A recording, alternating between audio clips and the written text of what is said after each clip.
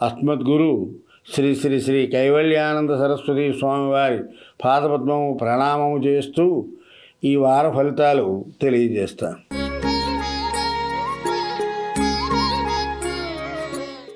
మీనరాశి. పూర్వాభాద్ర 4వ పాదం, ఉత్తరాభాద్ర 1, 2, 3, 4 పాదాలు, రేవతి 1, 2, 3, 4 పాదాలు.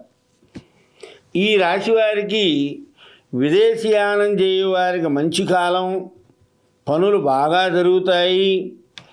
అనవసరమైనటువంటి ఆందోళన, బంధువైరం, మతిభ్రంశం, భీతి అన్నిటి యందు భీతి కలుగుతుంది.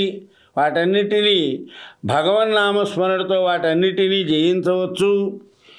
కుటుంబ సౌఖ్యం ఉంటుంది. నూతన వ్యక్తులతో పరిచయం ఏర్పడుతుంది. ఆదాయానికి మించిన ఖర్చు, దానివల్ల రుణాలు చేయవలసి వస్తుంది. విద్యాభివృద్ధి, వాహన లాభం, శత్రువులకు అవమానం జరగవచ్చు. వాత సంబంధమైనటువంటి, ఉష్ణ సంబంధమైన వ్యాధులతో బాధపడతారు. కుటుంబ సభ్యులలో పెద్దలతో కలహాలు వచ్చే అవకాశాలు ఉన్నాయి. చాలా జాగ్రత్తగా ఉండాలి. స్నేహితుల ద్వారా అనవసరమైన కష్టాలు వస్తాయి. దానివలన విపరీతమైన ధన నష్టం వాటిల్లుతుంది. అందువల్ల ఎవరిని నమ్మవద్దు. శత్రువర్గ కారణంగా భూలాభ ప్రాప్తి జరిగే అవకాశాలు ఎక్కువగా ఉన్నాయి. ఉమ్మడి కుటుంబంలో ఉన్నవారు, ఉమ్మడి వ్యాపారాల్లో ఉన్నవారు కూడా విడిపోయే సూచనలు ఎక్కువగా ఉన్నాయి.